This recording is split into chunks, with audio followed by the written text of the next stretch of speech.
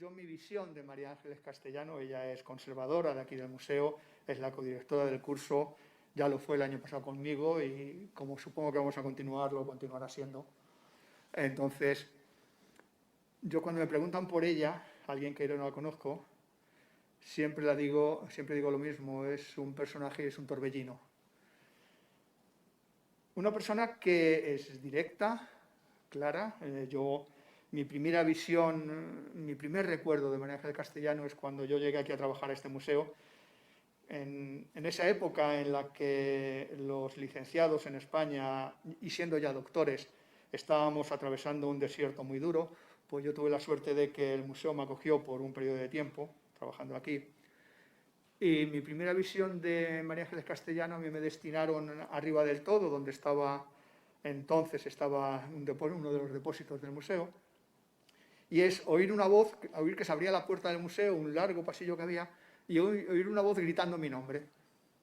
Y apareció María Ángeles, me dijo, bueno, me dio las instrucciones del museo, de qué era lo que tenía que hacer, y luego era habitual que entrara por aquella puerta del almacén gritando mi nombre, porque era el único que estaba en el almacén, entonces no sé si lo hacía para no asustarme o para anunciar su llegada. Y efectivamente, María Ángeles es un auténtico torbellino, en todos los sentidos, en todos los aspectos de su vida, con lo cual, una persona a la que yo le tengo muchísimo cariño, sobre todo por aquella franqueza con la que me recibió en el museo. Ella, como digo, es conservadora del museo, está en la sección de antigüedades griegas y romanas, ha organizado montones de exposiciones, ha colaborado en la organización, ha hecho de correo en montones de exposiciones, ha trabajado bastante a fondo el tema de temas de joyería, tienen numerosas publicaciones conjuntas e individuales. Como verán, ella es una amplia conocedora del tema que nos va a tratar hoy, ese tema de joyas, peinados y vestidos, tanto por su desarrollo profesional aquí en el museo, como por el propio interés que ha suscitado siempre en ella todos estos temas. Les dejo con ella y espero que disfruten de la conferencia.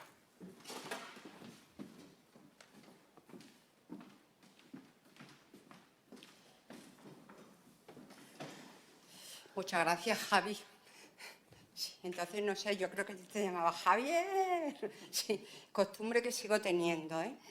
Después de los 30 años que llevo aquí. Bueno, sin más dilación, vamos a pasar para no alargar luego. Muchísimas gracias a él y muchísimas gracias a todos ustedes por venir, porque desde el primer momento yo he sido una de las personas que ha apostado y ha querido apostar porque esto fuera de manera presencial, porque dar una conferencia, impartir una clase sin nadie en la sala es durísimo para la persona que está aquí arriba. Y yo en una ocasión, si no cero pelotero de aforo, pero sí, casi, lo he hecho y es bastante duro. Por eso desde un principio apostamos por tener el calor de algunos de ustedes, los que estáis aquí presentes, y os lo agradecemos enormemente, ¿eh? Sobre todo yo, porque yo necesito tener un interlocutor.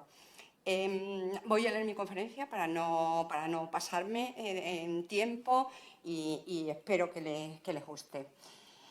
Los temas de los que vamos a hablar esta mañana están fuera de duda relacionados con la belleza. Y para descubrir este concepto, como ya decían los filósofos griegos y romanos, debemos mirar, ver, escuchar, oír e imaginar, pero sobre todo percibir y sentir. Hay una estética que se ve y otra que está oculta. Luego, además de los sentidos, hay que aplicar también la inteligencia. Todos sabemos que la belleza es la propiedad que tienen las cosas o las personas que nos hace amarlas, infundiendo en nosotros deleite espiritual y sensual. La belleza es un instinto, una pulsión, algo evanescente y misterioso que nos hace vibrar placenteramente de manera individual. Por esto, entre otros aspectos, las cosas nunca son lo que parecen. Si la subjetividad es un hecho en cada uno de los individuos, también lo es en las culturas. Todo se presenta con distintas lecturas y con diferentes significados. Lo bello es necesariamente la categoría que ha de alcanzar todo lo que requiere un estado sublime, y esto afecta a todos los sentidos. Ahora bien, esa sensación no es experimentada por igual en todos los individuos, incluso dentro de la misma sociedad. A primera vista, parece que la armonía es un elemento llamativo y fundamental para lograr la categoría de lo bello. Y de esto han escrito y han pensado, como hemos dicho, muchos filósofos y desde varios puntos de vista, como el semántico, metafísico, ético y el axiológico. Sea cual sea el pensamiento de belleza cambiante a lo largo de los siglos y dentro de la amplitud y profundidad que tiene el concepto, hay dentro de él características invariables. Unos ojos color miel muy apreciados en Roma, un cabello sano y moreno, largo, de rizado natural, que cae en cascadas sobre los hombros, una tela de seda color azafrán de origen oriental, el oro o un zafiro. Cualquier objeto o característica que sea diferente a la normalidad es bello. Platón afirma que si el bien es una cualidad de las acciones, la belleza es una cualidad de los objetos. Aristóteles dijo también, la belleza es aquello que es bueno y por tanto agradable. Lo bello produce placer por la vista, por el oído y por el tacto, que es lo más importante que tenemos. Para Epicuro, la belleza es placer. Cicerón, Séneca y mucho más tarde San Agustín, siguiendo la filosofía griega, apuestan por la proporción, la medida, el modo, la forma, la especie y el orden para que algo sea bello. Todas estas características van a estar presentes en un peinado, en un vestido y más aún en una joya de nuestro pasado romano. De todas formas, no debemos olvidar nunca que cada obra, cada cosa, es hija de su tiempo y dentro de ese tiempo de su momento. Los romanos definían la belleza con el término honestum, es decir, lo que es valioso y digno de alabanza independientemente de su utilidad. A la belleza natural la llaman pulcrum y a la belleza moral decorum, y cualquiera de las dos, dice Ovidio, son un don divino, ya que ambas irradian resplandor. Propercio, en una de sus elegías, alaba la belleza natural diciendo: ¿de qué sirve, vida mía, ir con un peinado sofisticado y ondear los finos pliegues de un vestido de cos? ¿O de qué sirve rociar tu cabello con mirra de Lorontes, perder la belleza natural con maquillaje comprado y no permitir que tu cuerpo luzca sus propios encantos? Amor desnudo, así te quiero, desprecia la belleza artificial. Aunque esto piensa el poeta, y nos parece precioso, la realidad en Roma es otra. Vestidos, peinados y joyas son tres elementos, o mejor dicho, los tres principales elementos que más pueden contribuir a mejorar la belleza de un ser humano, especialmente en una mujer. Y ya que de mujeres hablamos, diríamos que Roma es femenina. El emperador Augusto desciende de la propia diosa Venus. Victoria es la diosa de los filósofos y vencedores. Las provincias son femeninas, se representan siempre como mujeres vestidas a la griega en todos los relieves y esculturas. Hispania, la Galia, Mauritania, también la Fortuna, la Felicitas, la Libertas, la Pietas o la Salus. Ellas, las invisibles, se hacen visibles en el imperio y desde este para la eternidad. Hablamos naturalmente de la belleza del cuerpo, que hoy, como hace siglos, significa todo aquello que es digno de reconocimiento, que suscita admiración, que atrae y que deleita. La belleza por excelencia es la tez blanca, perfumados cabellos con azafrán o con flores y vestidos ligeros sobre un cuerpo joven. En la belleza vemos, igual que antes, igual que hoy, como ya hemos dicho, Conceptos que permanecen, como la proporción, la simetría, el color de los ojos, el cabello o la musculatura en la belleza física masculina. A través de las fuentes clásicas y de las esculturas, los mosaicos y las pinturas, hemos conocido imágenes que nos reflejan el ideal de la belleza romana, materializada en este caso en las telas, vestidos, peinados y joyas. A pesar de este conocimiento real y tangible que tenemos, ha sido Hollywood, quizás, quien más nos ha influido, normal por otra parte, en darnos una idea de la vestimenta, peinados y joyas de la cultura romana. ¿Quién no ha visto una de romanos? El conocido cine peplum, películas como Ben-Hur, Julio César, Los últimos días de Pompeya, La caída del Imperio Romano, de 1964, con Sofía Loren, la inolvidable belleza de Cleopatra, de belleza eterna siempre, Espartaco, La vida de Brian o la magnífica película Gladiator del año 2000. Roma, sus provincias, sus guerras, sus esclavos, sus ciudadanos libres, gladiadores, emperadores, reinas y princesas y la religión cristiana nos han proporcionado a través de imágenes reales e irreales nuestro tema de conferencia. Hasta tal punto es importante el vestido, el peinado y las joyas que viendo el aspecto externo de una persona podemos conocer casi con seguridad su género, su estatus social e incluso su nacionalidad, su procedencia geográfica, su pueblo o etnia. Joyas, vestidos y peinados nos hablan ya de por sí, en su inmensa mayoría, de una clase social media alta, y de ella es de quien vamos a hablar porque es en la que nos vamos a basar. Estamos en el mundo romano, que hace de la imagen un medio de propaganda vital para la expansión del imperio. El mensaje político que dejaban las imágenes representadas era fundamental. La Casa Imperial contaba con asesores de imagen que eran quienes decidían sobre cómo había que arreglarse, normalmente, mucho y bien, obligatoriamente. Para este mensaje político de poder, sobre todo, es más que importante la belleza. Una gran parte de las mujeres, y según Ovidio, carece de ella. No le ha sido concedida por la divinidad.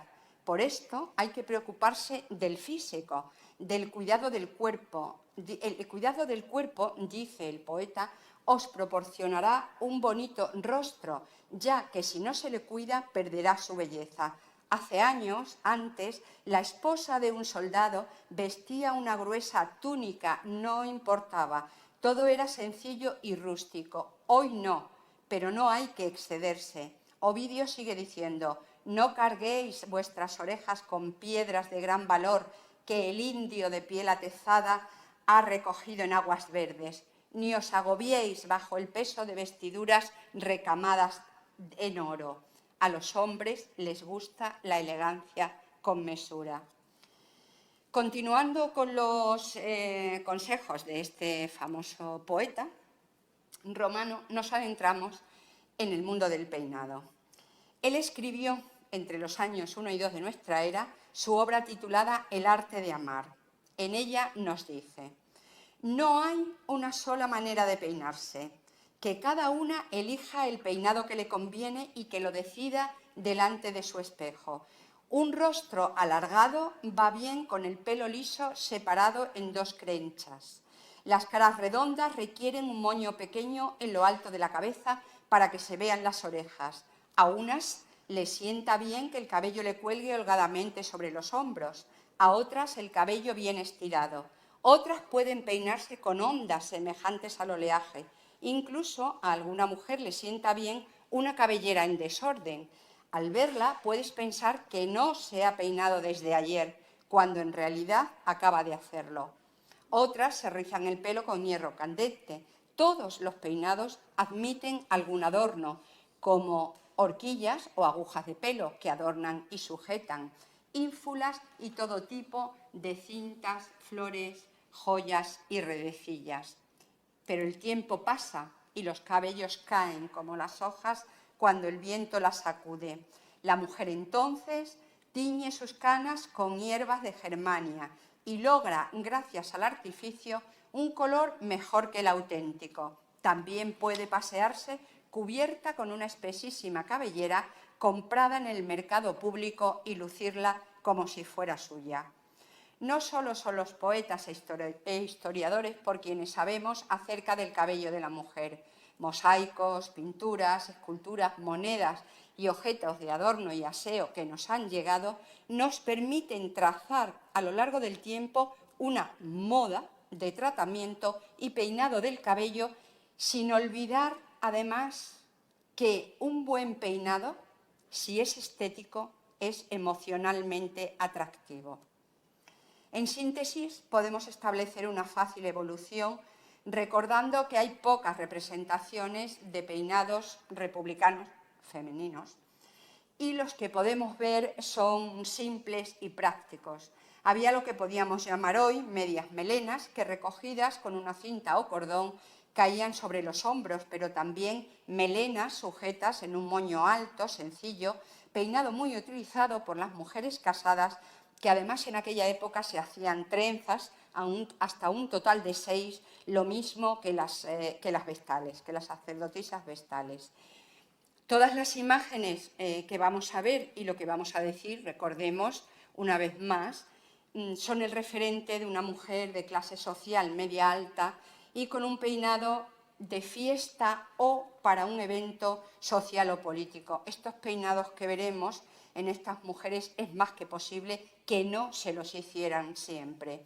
Para el día a día, el cabello se recogía en una simple cola de caballo y podían dejarse, eso sí, algunos ricitos sobre la frente, como lo podemos ver en muchas de las esculturas de esta época. Ya en época imperial, en época de la dinastía Julio-Claudia, la moda en el cabello la marcaron las emperatrices, así como otras mujeres de la familia imperial, cuyos gustos para peinarse fueron imitados por patricias de la sociedad romana como signo de riqueza y distinción social. La hermana de Augusto se peinaba con nodus, por lo que conocemos a este tipo de peinado como el de Octavia.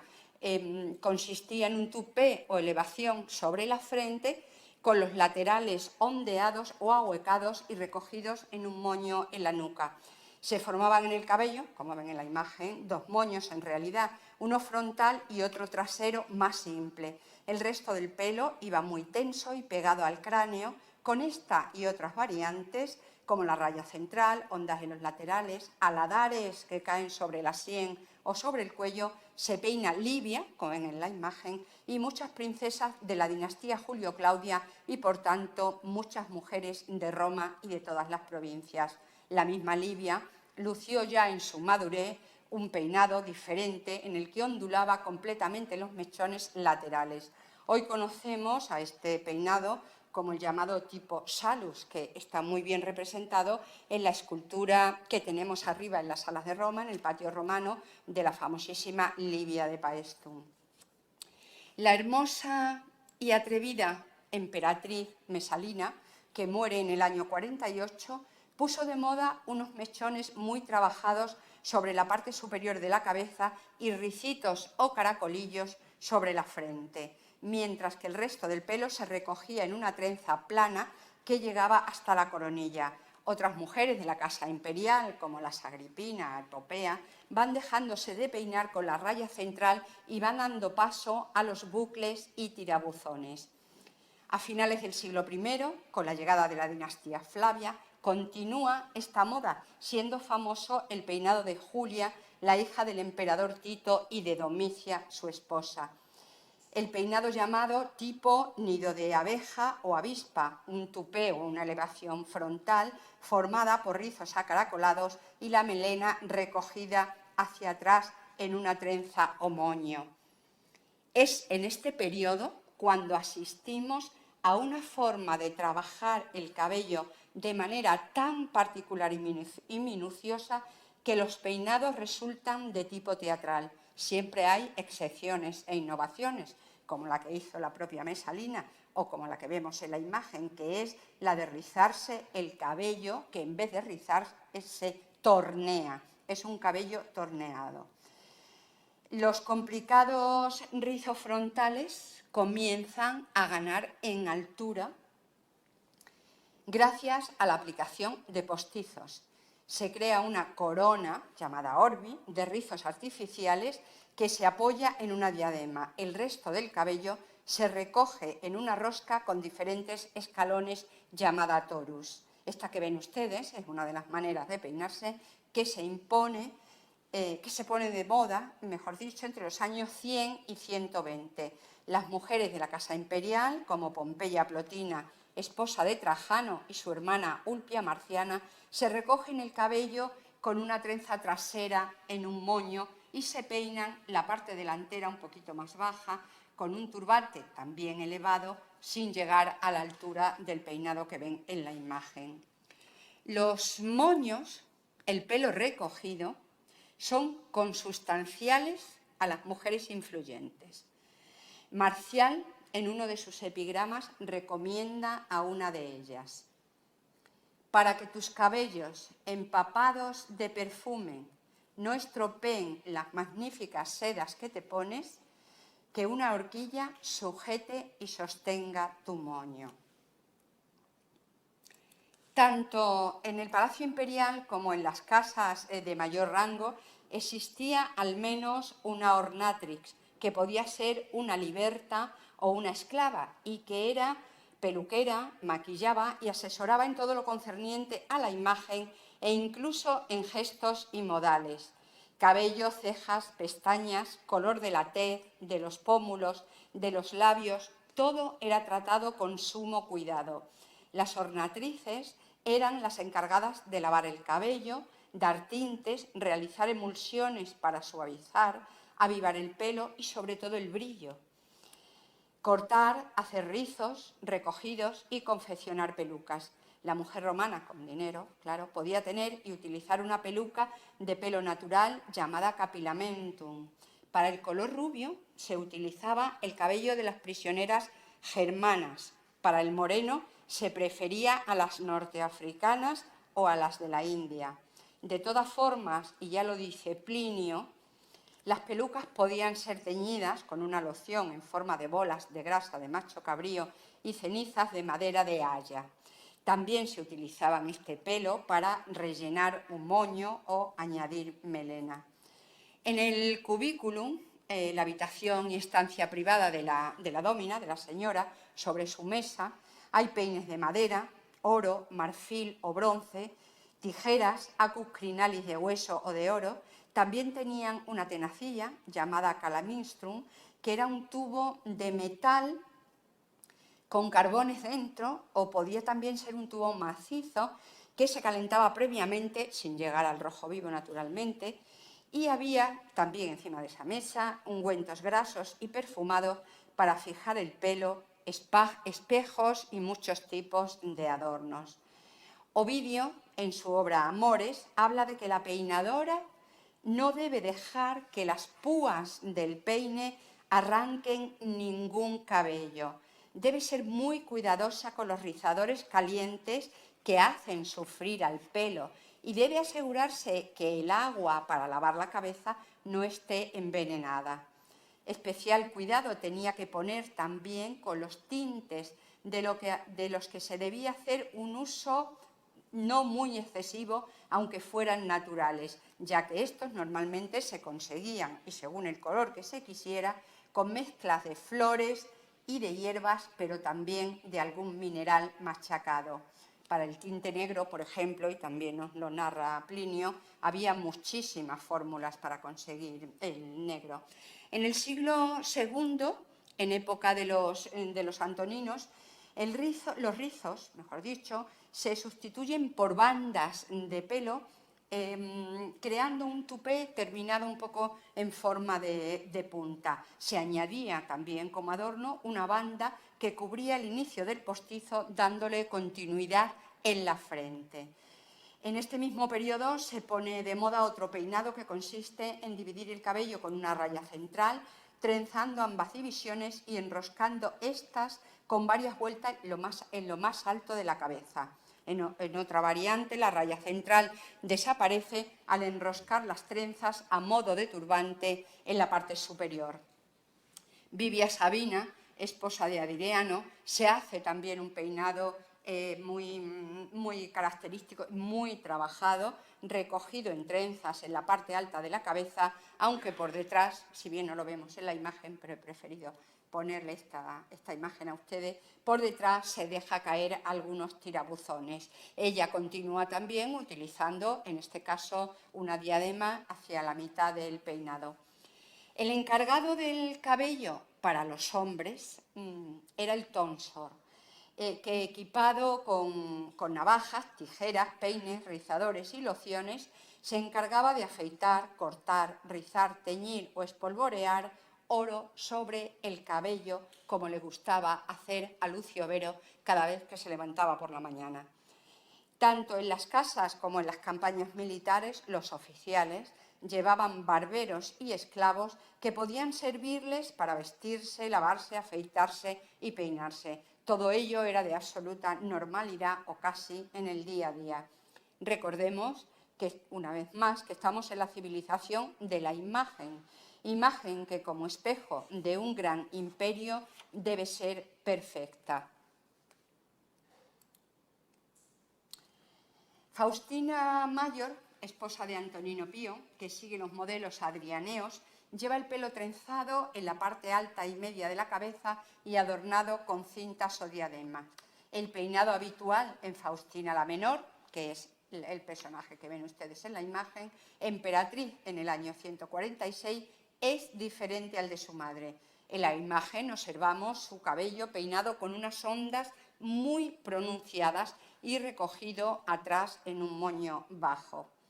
Las mujeres de la dinastía de los Severos se siguen peinando así, pero los cabellos se rizan y se trenzan en un tipo que llamamos raja de melón.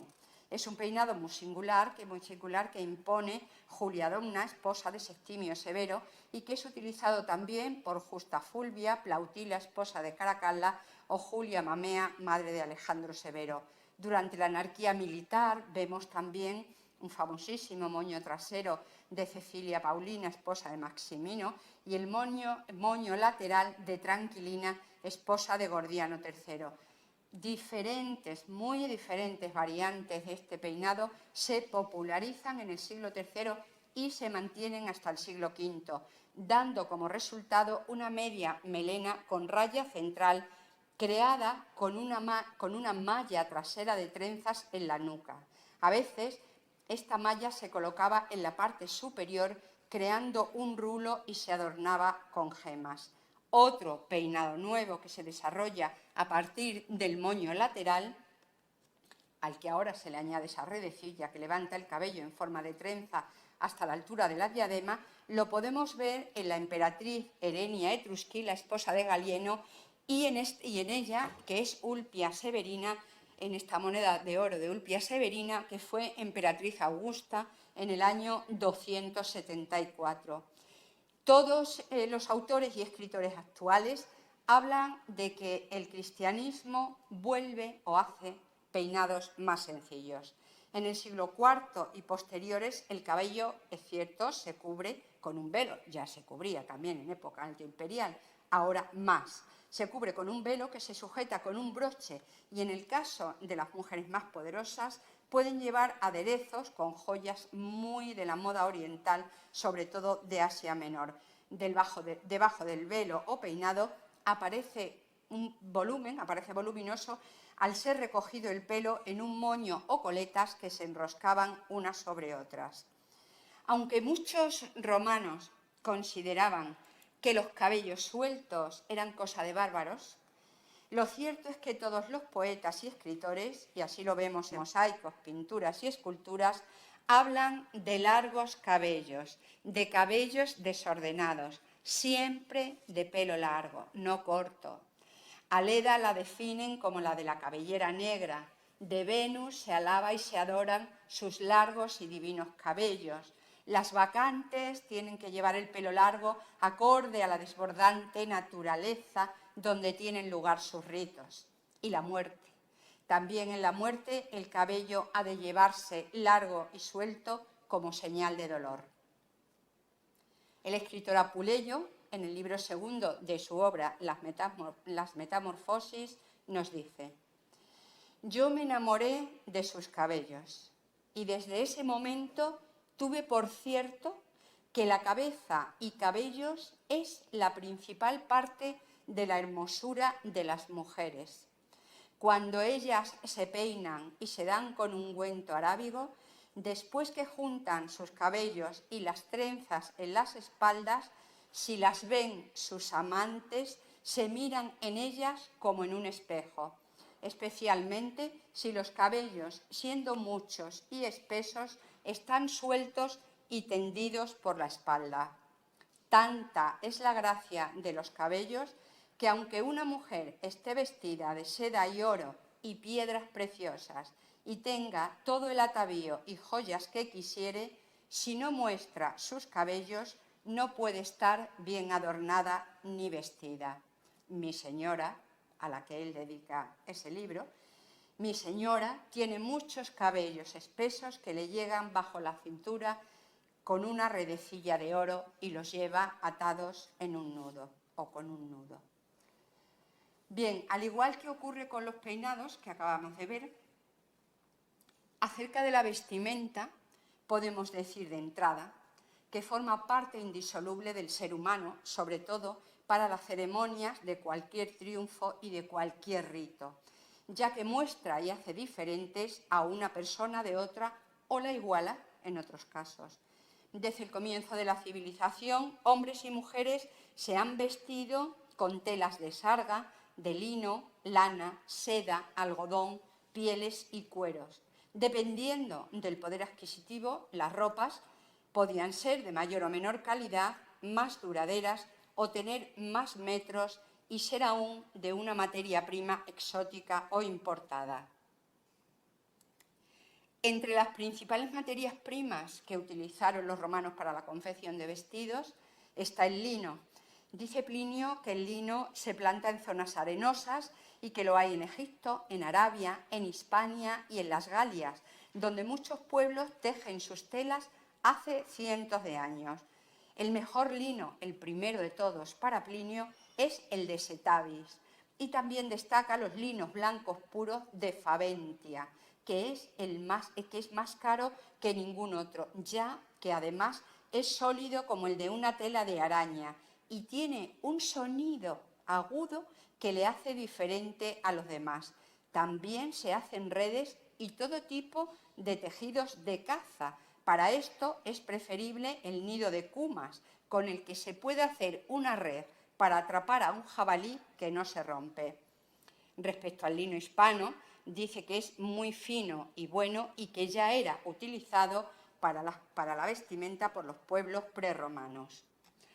La lana era el material o la materia más utilizada para confeccionar las prendas de vestir, ya que era abundante, de bajo costo y fácil manejo.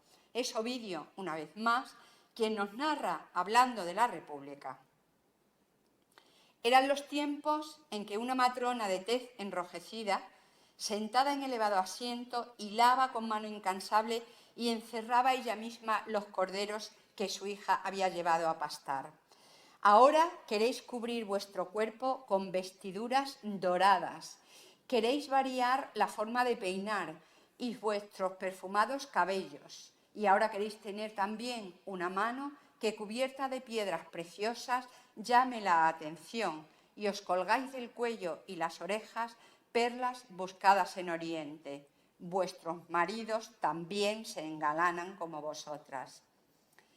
Para las mujeres romanas, la elaboración de la lana era, lo sabemos por multitud de fuentes clásicas, era una ocupación muy respetable. Una materfamilias tradicional de alto estatus demostraba su laboriosidad y frugalidad colocando cestas de lana, husos y telares en la zona de recepción de la casa, en el atrium. Augusto estaba particularmente orgulloso de que su esposa y su hija, Julia y Livia, se ocuparan y hubieran dado el mejor ejemplo a otras mujeres porque hilaban y tejían su propia ropa. Las lanas extraídas de animales se tiñen de rojo con púrpura de tiro, que es la mejor y la que más fama tiene. Los azules y los verdes en todas sus tonalidades son muy apreciados. De todos los colores vegetales, animales y minerales se impregna la lana para su tinte. Hay también lanas de oscuro vellón, que son las que se visten en los funerales. El poeta Marcial, en sus epigramas, alaba las lanas de la Bética y dice que el color verde, entre otros favoritos, es propio de las mujeres. Y reconociendo siempre la importancia de la lana, dice que las más importantes son las de Apulia y las de Parma. El color oscuro de la tela va bien para las de piel blanca, el color blanco para las morenas. La que es escuálida, que se ponga vestidos de grueso lino y que un amplio manto le caiga desde los hombros. La que está pálida cubre a su cuerpo con un tejido de rayas rojas. Las más morenas que se pongan tejidos blancos. Los vestidos de Tiro y Cos son excelentes. Heródoto, por su parte, hacia el año 425 antes de nuestra era, y hablando del algodón, dice que los habitantes de la India, de Oriente, poseen una especie de planta que en vez de fruto produce lana de una calidad más hermosa y mejor que la de los carneros, y con ella los indios hacen sus vestidos. El historiador precisa que los vestidos de los egipcios eran de lino, a excepción de un pañuelo o chal que sí era de lana blanca y que solo utilizaban los sacerdotes. Estrabón y Plinio, aunque el algodón no era conocido o utilizado al menos por los romanos, sí hablan de que era conocido en el Alto Egipto y en algunas islas como en Tilos del Golfo Pérsico. Es también Plinio quien en su libro 11 de Historia Natural nos introduce en el conocimiento de los gusanos de seda y de los que produce Kos, la isla griega del Dodecaneso, y cómo se teje la seda de este lugar, ya que por sus particularidades del clima y la tierra hacen que la seda sea especial y con ella se realicen los mejores vestidos. Vamos a destacar el dato que nos narra sobre quién fue la primera mujer, en este caso, que descubrió la tela de seda. Dice Plinio: en Cea, isla de las Cícladas, en el mar Egeo, vivía Panfilia, hija de Latoi. Ella fue la primera mujer que con los bombilius, gusanos antes de ser crisálidas, devanó la seda e hizo una tela. Todo un arte que tiene que ser reconocido. Ella fue la primera que imaginó a las mujeres con un vestido que las mostraba desnudas. Los tintes para las telas se obtienen de hierbas, vegetales, productos animales y minerales. Los romanos utilizan prácticamente los mismos tintes para las telas que para maquillarse y tatuarse. Con hierbas de Lusitania se imita incluso la púrpura, pero muchas de estas hierbas que se utilizan no soportan el lavado. Los tintes vegetales y minerales son los que más se usan. La púrpura es muy cara, ya que su obtención de una glándula interna del múrex, un molusco del Mediterráneo, da muchísimo trabajo. Importantes comerciantes llevan telas a las casas de sus clientas y clientes, un floreciente comercio que ya había comenzado siglos antes con otras culturas. Se expande ahora por el imperio. También hay mercados urbanos con productos locales donde se pueden comprar telas. Recordemos que la producción de telas tejidas a mano era una cosa muy lenta y costosa. Cuanto más grande la pieza de tela, más era su valor, naturalmente, y su precio.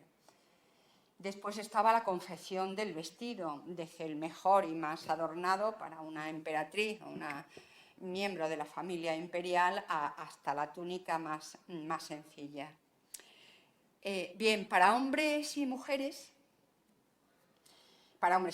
romanos tenemos dos tipos de vestimenta: las llamadas indutus o indumenta, las interiores, y amictu, las exteriores. Como prenda interior solían llevar o llevaban un subligaculum o subligar. Fue una de las prendas interiores más usadas por los romanos, que envolvían los muslos y se ataba a la cintura. Utilizado por hombres y mujeres, podía ser de diversas telas y de cuero. También existían las bracae. Respecto a las túnicas, las había con mangas, como la túnica manicata, también la denominada subúcula, que solía ceñirse con un cinturón, un cingulus o cintus, cerrado con broche o fíbula, y estaba además una túnica ancha y sin el hombro derecho, que se llamaba exomis, que solían vestirla, en este caso, esclavos y pastores, entre otros, y que era exterior y vestido único. Otras prendas de la mictu del exterior son la laena, un largo y al parecer pesado manto que llevaban, entre otros, los sacerdotes flámines, que iba sujeto al hombro con un broche o fíbula. La pénula, manto cerrado con mangas que se vestía por la cabeza y se utilizaba por hombres y mujeres para viajes sobre todo. La lacerna, la laquerna, era otra capa abierta por delante y sujeta con un broche, y luego existía también la alícula, que era una especie de esclavina o capa muy corta. Pero si hay una imagen explícita del Imperio Romano, es la imagen de una toga, que era la prenda característica y distintiva del mundo romano y el símbolo por excelencia de sus ciudadanos, concepto que ha llegado hasta nosotros. Era una tela de forma semicircular, de entre 5,5 metros a 6 metros, que se colocaba sobre los hombros y alrededor del cuerpo. Siempre se tejía con lana blanca, prácticamente siempre. Su textura áspera era una necesidad práctica. Las telas más suaves no se mantienen fácilmente en su sitio o en el lugar que se quiere colocar, resbalan. Esto lo sabemos muy bien, sobre todo las mujeres cuando utilizamos los chales o los fulares o ese tipo de cosas. Bien, la toga se colocaba sobre una túnica corta, la subúcula o una túnica manicata, y cubría todo el cuerpo. La calidad y cantidad del tejido hace que se formen abundantes pliegues y que el efecto estético sea el buscado, que era el que se quería reflejar, sea el adecuado. En la toga podemos destacar el sinus, que es un pliegue suelto colgado desde el brazo izquierdo que cae en vertical por el pecho y luego hacia arriba hasta el hombro derecho. Todo el borde del sinus cuelga a la altura de la rodilla. Hay sinus muy estilizados, como el delgado pliegue transversal y más ceñido, conocido como valneus. En este sinus, que es el pliegue, ese semicírculo que ven ustedes ahí en la imagen, el sinus se podía utilizar como bolsa o bolsillo. El umbo es el conjunto de pliegues que se forma en la parte central del cuerpo por encima del sinus y que va por debajo del pecho. Ahí también podían guardarse cosas. Su extremo estaba, como bien puede apreciarse, suelto dentro del valneus y aproximadamente a mitad del pecho en la parte central del cuerpo. Leyes y costumbres regulaban el derecho a llevar la toga y el tipo de toga que había que vestir según la clase social o jerarquía civil y según fuera para un uso formal o ceremonial. Vamos a mencionar solo algunos tipos de esta prenda. Entre ellos destacamos la toga viril, también llamada toga alba, que es blanca y lisa, representaba la ciudadanía masculina adulta y los derechos, libertades y responsabilidades que conlleva ser romano.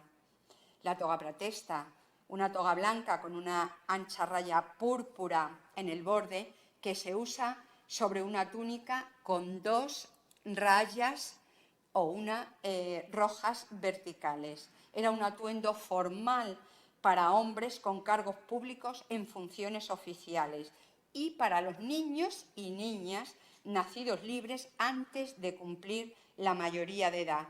Vestirla era estar protegido por la ley. El borde rojo púrpura de la toga pratesta se tejía sobre la toga mediante un proceso conocido como tejido en láminas, que era de origen etrusco.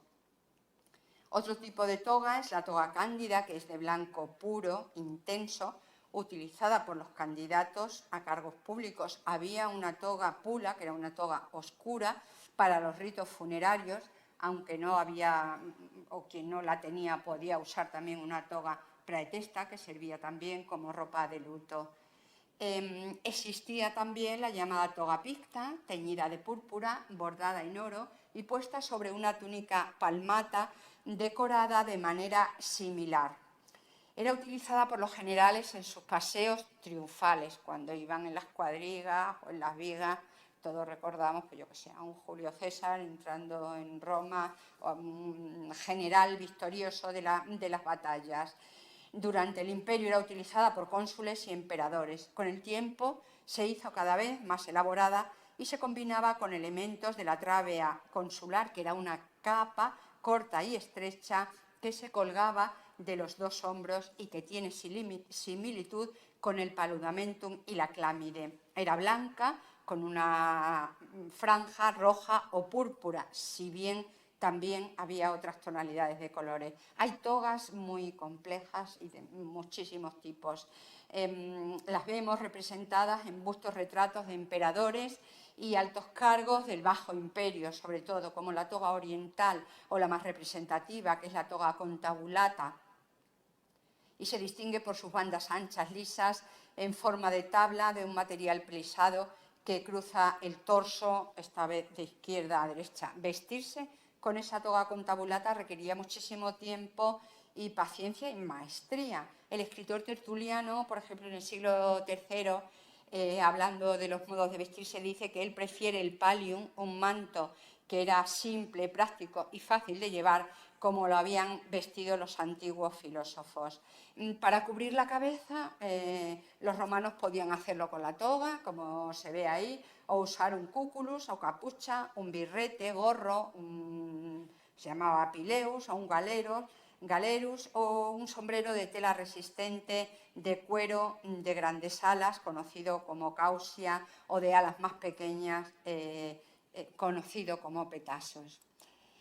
Respecto a las mujeres, como prenda interior para las mujeres, del indutus, existía el pectoralis o strophium, el mamilare, que era una banda de tela o cuero que cubría y presionaba o no el busto, y se utilizaba sobre todo para actividades físicas y deportivas, pero también para andar por casa.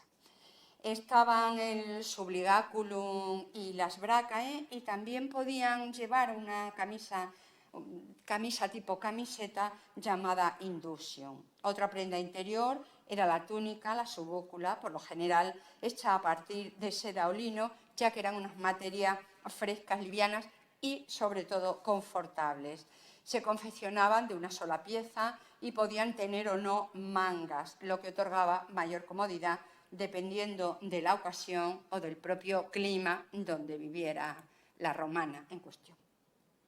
La estola era otra prenda muy vestida por las mujeres y sobre todo después del matrimonio. Se consideraba elegante y consistía en una túnica larga y holgada de los hombros a los pies. La abundancia de tela proporcionaba abundantes pliegues en los hombros y se unía a través de unas pequeñas tiras o tirantes muy finos y cortos.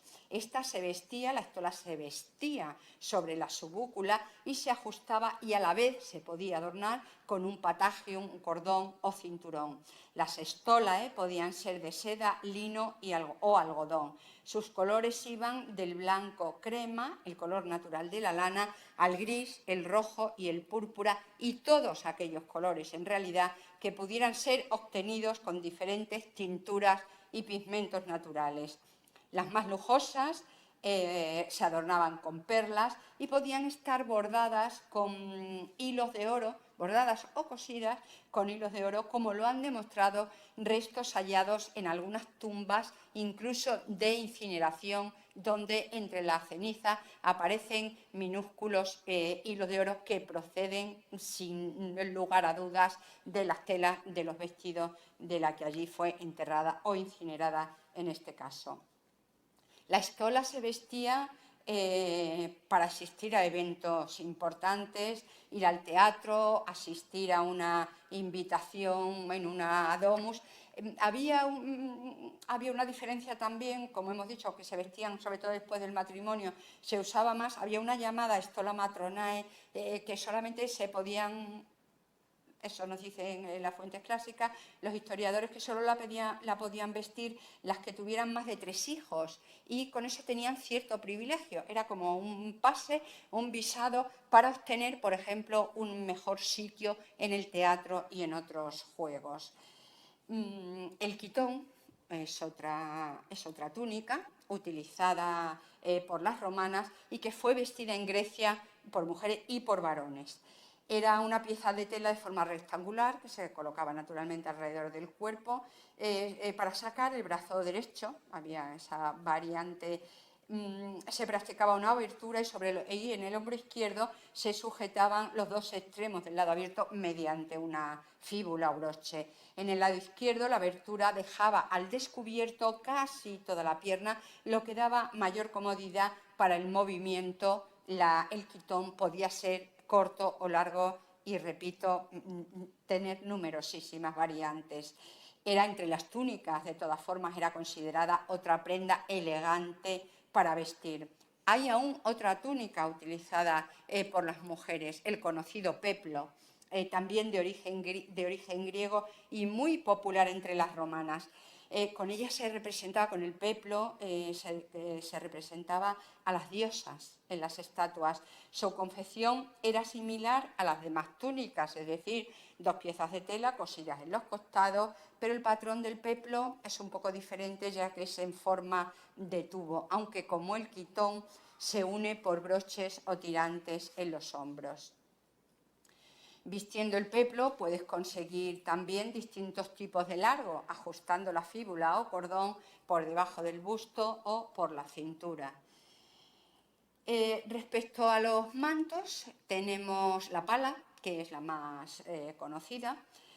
Era el equivalente de la toga o casi mejor del pallium, del manto de los hombres. Y al igual que otras prendas de vestir, fue también heredada por los griegos. Era un manto cuadrado o semi-rectangular que, como otras ropas, indicaba prestigio y posición dentro de la casa y la sociedad. El manto iba de la cabeza hasta los pies y era común que se utilizara enganchado al pelo por la parte trasera de la cabeza o colocado sobre la cabeza, dejando que caiga libremente por la espalda. También podía ser utilizado como un chal o como un manto corto. La mujer también podía cubrirse la cabeza con un ricinum o con un suparum más grande, pero con la misma función. La pala, sin embargo, fue lo más utilizado. Un segundo para hablar del calzado. Las mujeres y hombres contaban con una amplísima variedad de calzado, desde simples sandalias de cuero hasta zapatos del mismo material con complejos patrones decorativos sobre su superficie. Las suelas, sin embargo, para tener mejor tracción, se reforzaban con clavos y con esquemas y dibujos de clavos para ajustarse mejor al terreno que una suela lisa, naturalmente. El calzado más común entre los romanos era la sandalia, la solea, atada con correas, que era el calzado por excelencia. Y existían infinidad, al igual que las telas, aquí casi más todavía, infinidad de tipos y variaciones de las sandalias. Estaba también la crepida, que cubría gran parte del pie y llevaba cordones. Quizá la más conocida por todos nosotros sea la que utilizaban los militares, las famosas caligae, de la que incluso existía una versión femenina. Pero se usaba también el calceut, por supuesto, que era una especie de zapato actual, de diferentes modelos y que llevaba cordones, y lo solían llevar o utilizar los senadores y los magistrados. Los magistrados de color rojo y los senadores de color negro. El socus era un tipo de calzado muy simple que tenía una suela dura y dos paredes laterales de cuero que se ajustaban al pie a medida al pie de cada persona, y entre las botas, que también había muchas, destacamos el campagnum, que era una bota grande para caminar largas distancias, ya que eran muy resistentes, si bien también se utilizaban para vestir tanto por tropa militar como por civiles. Respecto al último de los temas de nuestra conferencia, y primero en el título, que le pusimos cuando empezamos a hablar del curso, diremos que en la alta sociedad romana, y sobre todo para la mujer, era casi una necesidad la posesión de estos objetos exquisitos. Nada mejor que una piedra preciosa, que una pieza preciosa, que además de embellecer representa el estatus al que pertenece. Las joyas romanas son herederas de la tradición egipcia, griega y etrusca y alcanzan su máximo esplendor o tienen un amplio recorrido de esplendor de los siglos I al IV, ya que las técnicas para su creación se fueron perfeccionando y los motivos decorativos se hicieron espléndidos, apareciendo incluso nuevos tipos de joya y haciéndose más suntuosos, grandes y voluminosos, por ejemplo, y sobre todo, los collares, pendientes y anillos. En las joyas romanas se utilizan y destacan las decoraciones de filigrana, granulado, grabado, trenzado, el perforado y recortado o calado, que es la técnica decorativa conocida como opus interrasile, que es la más utilizada a finales del siglo II y el siglo III. El color y el brillo del oro, que se conservan para siempre, se enriquecieron con estos motivos ornamentales. Cuando hablamos del oro y de otros metales preciosos del mundo romano o de otras culturas, necesariamente tenemos que comenzar evocando el mundo de la muerte, ya que aparte de los tesoros ocultos, son las tumbas las que nos han proporcionado las joyas antiguas. Las joyas no aparecen exclusiva, pero sí mayoritariamente, en tumbas de inhumación femenina. Forman parte de su ajuar que no es una simple acumulación de objetos diversos, ricos y preciosos. Son piezas ligadas singularmente a la vida de la mujer romana, que ella utilizó porque las amó y porque mostraban a todos los demás su rango social. Las joyas son todos, la verdad, objetos singulares de los que este Museo Arqueológico Nacional tiene magníficos ejemplos, como este collar de oro Ibariscita, que ven ustedes a la izquierda de su imagen, hallado en un sarcófago de plomo en 1861 en Casas de Reina, en Badajoz. Está formado por 70 cuentas poliédricas de 12 lados, engarzadas en cadena de oro, formada por eslabones dobles circulares. El collar, que está al lado, de doble vuelta, se halló en una tumba de Antequera y su broche de cierre, que es lo que vemos en concreto, es una magnífica muestra de la maestría del aurífex que realizó la pieza. Esta joya constituye un unicum en los ajuares femeninos y fue hallada casualmente en un sepulcro cercano a Antequera y comprada en 1869 para el Museo Arqueológico Nacional. También pueden verla arriba en nuestras salas, las dos, en los dos collares. Los aurífices trabajaban sobre un diseño previo. Su profesionalidad era grande, ya que creaban a partir de un metal de extrema ductibilidad que puede ser hilado y tejido. Es maleable e inalterable y factible de ser fundido y refundido. El oro siempre tuvo y tiene precio y siempre tuvo y tiene valor.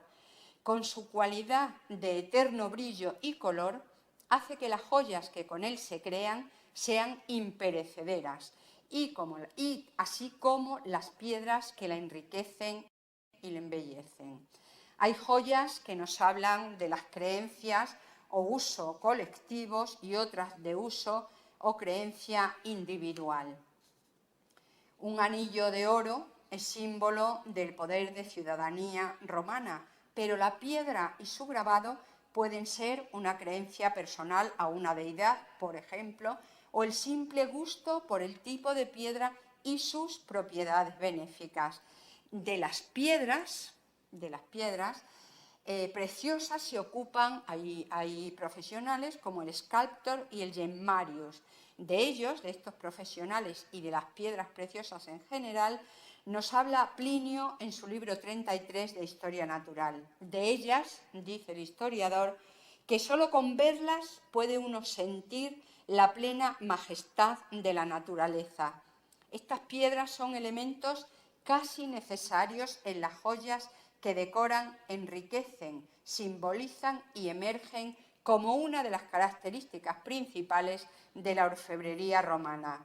La elección de las gemas, su talla, su acabado final, su combinación con el oro y con otras piedras hacen que éstas sean piezas de extraordinario valor y enorme belleza. A esto, además, se añade que el hombre siempre ha creído, o hemos creído, en las virtudes mágicas de las gemas y en la energía que desprenden, en su potencia oculta y en todas las propiedades medicinales y curativas que se les atribuyen. Ya saben ustedes, además, que en el mundo romano esto era el pan de cada día, ya que eran muy supersticiosos. La pulsera que se conserva en el Museo Nacional de Arte Romano, en este caso, y que vemos en la imagen, tiene una longitud actual de 15 centímetros, como es natural. En la excavación las piezas, porque esta joya sí es de una excavación sistemática, las piezas aparecieron sueltas y se montaron, como ahora la ven ustedes, siguiendo los escasos ejemplos con los que contamos en la actualidad, sobre todo con este tipo de combinación. En el momento de su creación, un momento romano, la pulsera se había montado o enfilado con un cordón circular de pelo de elefante o de cuero vacuno de la misma forma circular, que era la manera natural de hacerlo. Está realizada con 6 pares de semiesferas de oro y 2 de azabache, además de otras piezas semicirculares de azabache. Todos los elementos tienen una doble perforación circular para pasar por ellas los hilos y llegar por ambos lados al extremo del broche de cierre. La pieza es de oro de 24 quilates, tal como se presenta en la naturaleza. La fabricó un caelator, un orfebre, y es un trabajo que pudo hacerse en un taller local emeritense o bien debió de ser vendido por un orfebre itinerante. El azabache o ámbar negro de esta pulsera emeritense es mate, pero hay azabaches muy brillantes que son como espejos, como pueden verlo en esta pulsera o este brazalete de aro rígido, que apareció en una sepultura romana. En el mundo clásico, sobre todo en Roma, se creía que las piedras preciosas son un don que los dioses hacen a los hombres y que en los hombres, en nosotros, está el saber conocer y aprovechar la propiedad que cada gema tiene.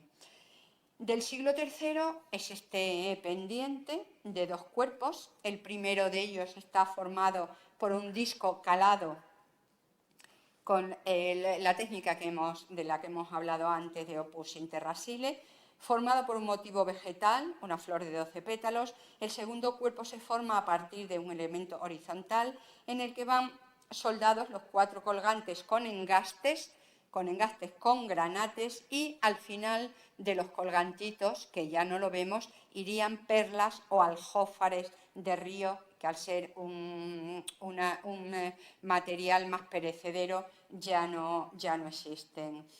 El color rojo de los granates o de los rubíes son, junto con el color verde de las esmeraldas, los colores que más se usan y se utilizan en todas las joyas y son los preferidos por las mujeres romanas. También está el azul del zafiro, pero sobre todo es el rojo y el verde los más utilizados.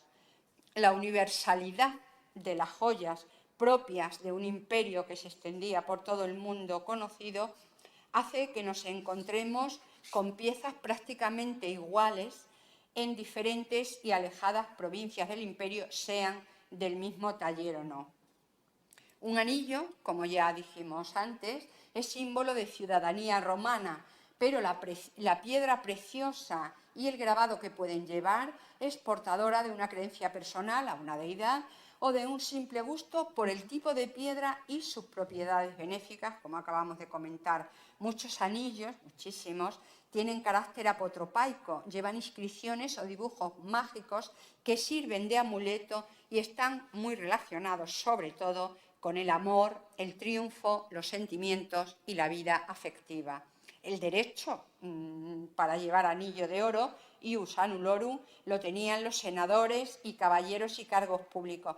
Su uso se extendió tantísimo en el imperio, que emperadores como Augusto, Tiberio o Septimio Severo, muchísimos años más tarde, dictaron leyes sobre la concesión y el derecho de investirlos, que llegó a otorgarse absolutamente a todos los ciudadanos del imperio, ciudadanos romanos libres.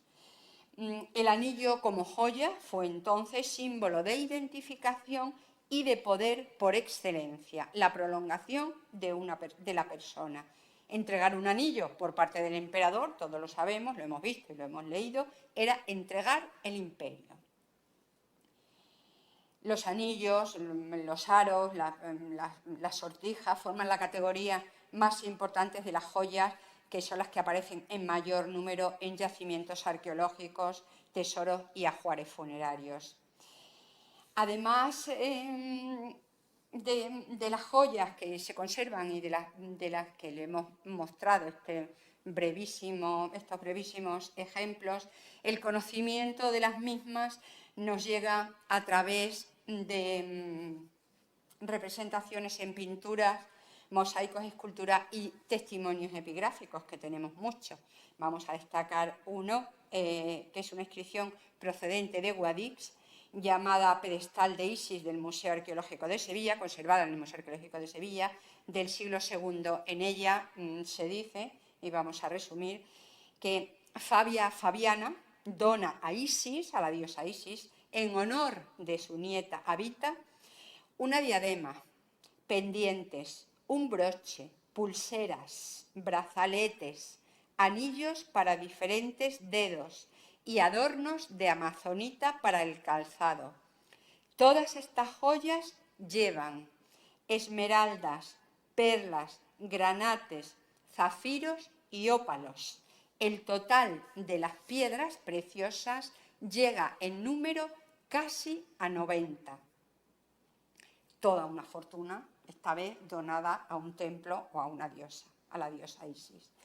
El deseo de todas las romanas, y con esto finalizamos, se ve reflejado en estas palabras con las que terminamos, y viendo este famosísimo mosaico del Museo de Cartago en Túnez.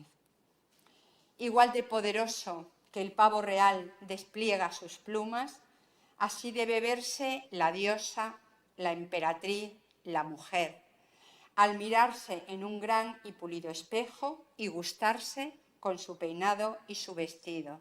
Su elección ha sido perfecta al buscar que las piedras de sus joyas hagan juego con el color de la tela de sus vestidos. Muchas gracias por su atención. Hola, Valencia. Me preguntas, no sé si me lo preguntas tú, Nani, pero te contesto, ¿se cortaban el cabello o lo llevaban largo? Normalmente lo llevaban de media melena a largo, sí, siempre, sin duda. El cabello es una riqueza más de la mujer, es un símbolo más, entonces sí, se lo cortaban pocas veces, incluso de niñas pequeñas, lo llevaban largo en cualquiera de las clases sociales. ¿Tenían rulos? Pues parece ser que sí, porque si tenían las famosas, que también lo vemos en alguna representación, no he traído tampoco demasiadas imágenes para no abrumar con imágenes, pero he de decirles que las fuentes clásicas son inmensísimas las que hay relieves, hay pinturas, hay mosaicos, hay de todo tipo, y sí, al igual que tenían los rizadores de pelo, y existían las agujas, los acus crinales y todo eso para sujetar el pelo, como hemos visto en una de las terracotas, desde horquillas pequeñas a horquillas grandes que atravesaban toda la cabeza, sí, seguramente tenían rulos, sí, que debían de ser de madera, de bambú, de otro cualquier tipo de material, pero seguro que esos rizos no se hacían. Luego utilizaban mucha materia grasa para la laca. La laca nuestra era la laca suya, o sea que sí. Dice, la plebe, libertos y esclavos, ¿usaban los mismos vestidos peinados de joyas? Evidentemente que no. Creo que ya se lo he dicho desde el principio, que estamos hablando de una clase social media alta, tanto para joyas, para vestidos y para peinados, igual que pasó ayer, no tanto con la conferencia del doctor Domínguez Monedero, porque un niño, un esclavo puede jugar con un palito o con una ruedecilla y tal, pero la educación era para niños de clase social media alta, para la gente que tenía dinero. Pero no vamos a mirarlo con los ojos de ahora, vamos a mirarlo con los ojos del siglo I, del siglo antes o del siglo II después. No tenían derecho, además, los esclavos a llevar ningún tipo de joya. No había derecho. Los libertos todavía, y si le regalaba algo el señor, pero los esclavos no tenían absolutamente ninguna posesión, como muchas, y volviendo al tema que nos ocupa, si acaso una esclava lo único que podía hacer era tener el pelo que era del dueño. Nosotros tenemos arriba la famosa placa de Salvatierra de Barros, en que hay uno que se enfada, bueno, se lo cuento así a grandes rasgos, aunque la placa tiene por lo menos 15 o 20 líneas. Hay una esclava en un fundus, en una finca, que está embarazada, alguien se enfada con ella, le da una patada y mata al feto que lleva dentro porque estaba embarazada. Y entonces el dueño de esa esclava arremete contra el que ha pegado porque le ha privado de un bien que es ese futuro niño, ese futuro esclavo que lleva. O sea que aunque las joyas, por supuesto, nada. Vestido, como mucho, tenía una túnica corta que era la exomis, esa que no llevaban nada debajo, o iban desnudos, como hemos visto en las películas, pero nos tenemos que poner, repito, en aquel tiempo. Y joyas, no, ninguna, no llevaban ni la misma calidad, ni la misma tela, ni nada, reciclarían. Yo qué sé, a lo mejor de la estola de una señora sacaban 3 o 5 túnicas cortas y cuando la señora ya se hubiera puesto la estola, en mucho tiempo no teníamos ni Zara, ni Mango, ni nada de todo esto que hay ahora. O sea, comprarse un vestido 2 en aquella época era un mundo. Hemos dicho que solamente la fabricación en los telares y todo eso, hombre, Libia pues sí, y Mesalina pues tendría mucho para escoger, aparte de los comerciantes y de la gran capacidad que tenía el Imperio Romano con las vías, con todas las carreteras de vías abiertas, pues sí, pues llegarían varios comerciantes de telas incluso al mes a ofrecerle a Mesalina unas sedas para ponerse, pero eso llegaba a 4, nada más.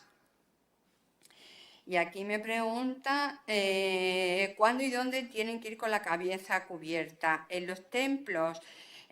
Pues aquí hay muy diferentes opiniones según las fuentes clásicas que leas.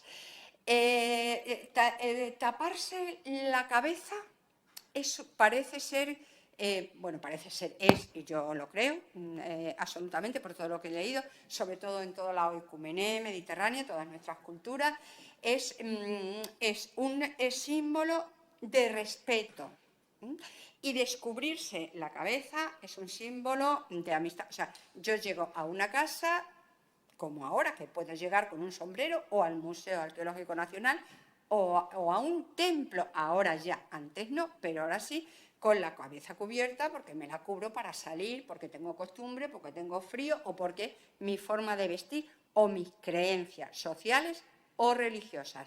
Entonces yo llego con la cabeza cubierta a un sitio, voy de casa de Livia a casa de Octavia, y voy y he tenido que andar por las calles de Roma, por la Vía Apia, y me he cubierto la cabeza porque me molestan los olores, los ruidos, lo tal, porque no quiero que me vean, por no sé unos cuantos, y porque va indicando que llevo una pala, que soy más que una ciudadana normal y corriente. Soy una ciudadana romana libre, que tengo dinero y lo voy mostrando.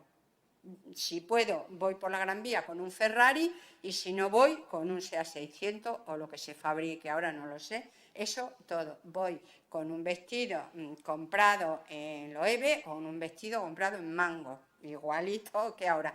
La cabeza la puedo llevar tapada por múltiples circunstancias. Y luego, al entrar a esa casa, como símbolo de aceptación y de hospitalidad en esa casa, incluso de ese templo, me la puedo quitar. Hay miles de circunstancias, Nani, miles. Se puede llevar cubierta, se puede llevar tapada. En las mujeres, digamos, normales y corrientes, de la sociedad, normal y corriente, media, alta, tal. Otra cosa eran las emperatrices, cuando se las nombraba diosas. Ahí ya su representación, y cuando iban a los templos y cuando estaban delante de alguien, ellas eran en realidad, Livia era la única que iba tapada con la pala. Los demás, y las vestales, claro, que tenían total protección por la ley, pero si iban allí otras 4 amigas y tal y cual, cuando confabulaban para hacerse dueñas de la herencia de Augusto o tal o cual o no sé qué, las otras podían ir cubiertas o descubiertas. Ahí las únicas que tenían que ir cubiertas eran las mandonas. ¿Ahí en la sala alguna pregunta?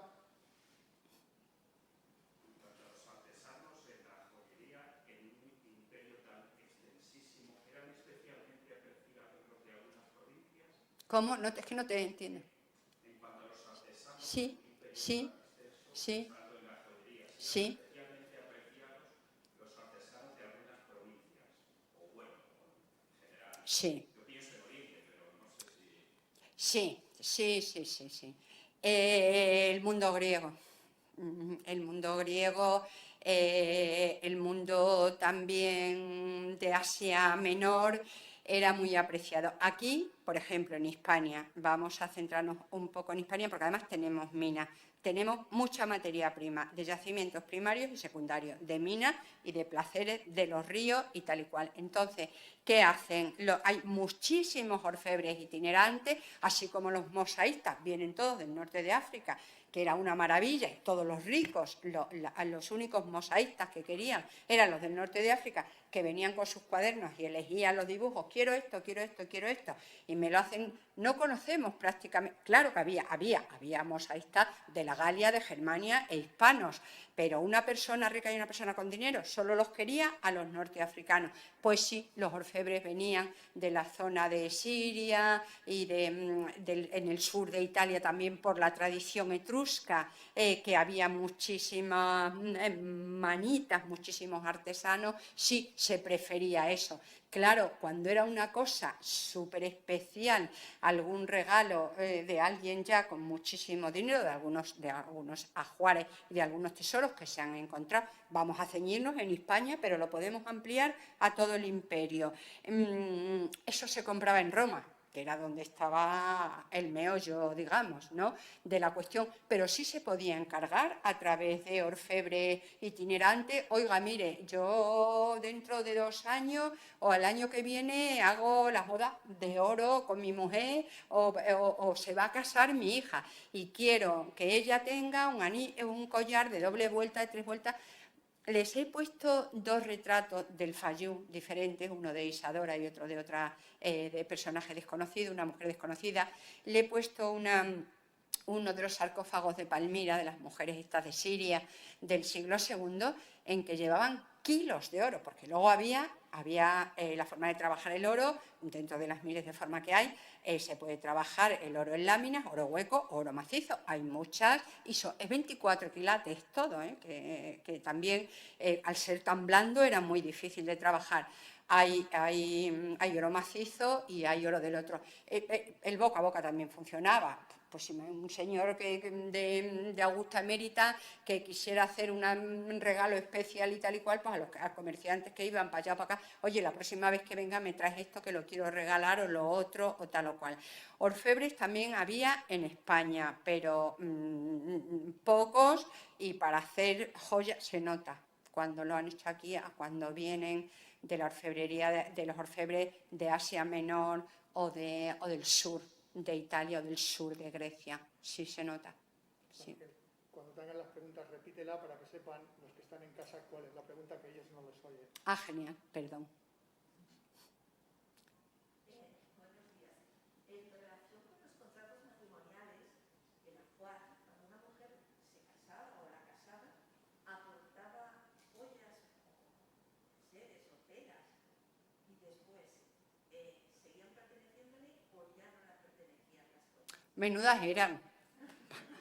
Tenían negocios a su nombre y todo. Sí. Cuando bien matrimonio acordado o sin acordar o lo que fuera, que eso es otro mundo brutal y enorme y tal. Sí. No, una mujer si se cambiaba de casa, se hacía una casa nueva o se llevaban... Ah, perdón, sí, me han preguntado acerca de la dote de las mujeres, que si se llevaban las joyas o tenían joyas. Sí. La romana se llevaba todo, y además de algo que se habló ayer, había matrimonios que se acordaban a los 7 u 8 años, se casaban a los 12, que recordemos, yo aquí a todas las que he nombrado, normalmente emperatrices y tal, esta, a excepción de Libia, es que ninguna pasaba de los 40 y tantos o los 50, es decir, que a los 12 o 13 años había muchísimas que se casaban porque vivían hasta los 20, los 30 o los 40 como mucho, estaban ahí las propias madres, las propias abuelas y las propias tal. Cuando una mujer se va a una casa o se va a otra familia o tal, no va como Ulpia y Julia, va como representante de una gente, de una familia, de una tal, y claro que se va con todo, sí, seguro. ¿Alguna pregunta más? Sí, Miguel Ángel.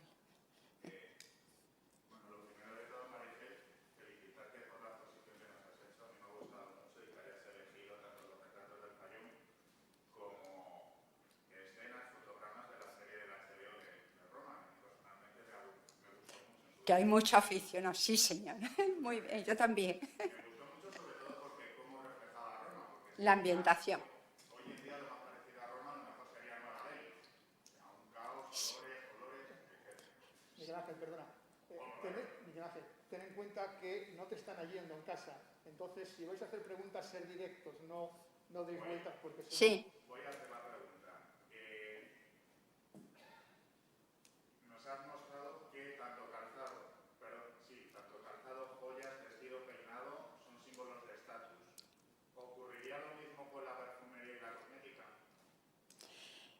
Me preguntan que si la perfumería y la cosmética forman parte del estatus, al igual que las joyas, los vestidos y los peinados. Otro mundo fantástico y maravilloso del que hemos escrito, hemos leído y se han hecho incluso exposiciones. Naturalmente, un perfume es tan caro o más, un perfume que en realidad es una piedra perfumada o que contiene perfume de la naturaleza, como el ámbar, que el ámbar se calienta, lo frotaban, que en Mérida existen piezas de ámbar de tumba, se frotaba, ahora huele fatal, pero antes para ellos le olía muy bien, o a lo mejor es que hace 2000 años olía de otra manera diferente a cómo lo olemos a nosotros. Son todos aceites perfumados, aceites grasos, muchísimo, casi más caro que un anillo. Los lécitos, por ejemplo, que tenemos arriba funerarios, pues puede haber uno así, por ejemplo, de 40 centímetros, que se llevaban a las tumbas, de estos griegos de fondo blanco, y la capacidad para contener el perfume es así de pequeñita. Lo sabemos además a través de radiografías que se le han hecho a esas piezas. O sea, un dedo de mirra o de... Era más caro, que un anillo. Hombre, ese que os he puesto de Mérida en concreto, que tiene un berilo y es de oro y tiene el aro dentado, es macizo, tal, es un anillo que vale dinero. No tengo ni idea de los estercios que valdría en ese momento, pero vamos, es una pieza importante. Y yo estoy segura que a una romana o a un romano le ponen el perfume, el aceite perfumado, porque luego hay perfumes naturales que tú los puedes sacar de una lavanda, de una menta, de un tal y de un cual. Pero el comercio de perfume es casi más exquisito, es como el marfil, o sea, son cosas más exquisitas, puesto que son raras y exóticas. Sí, sí, pero de altísimo nivel, sí. Sí, sí, vamos, derramar aceite perfumado en la tierra de un muerto, en las fuentes clásicas, eso lo resaltan y lo ponen aparte. Pueden no hablar del ajuar que se ha introducido en la tumba o con el ajuar que se ha ido, pero sí dirán en las elegías, en el canto fúnebre, sí dirán que fue vertido aceite perfumado en sus cenizas o en la tierra o sobre su cuerpo o sobre el cadáver, sí.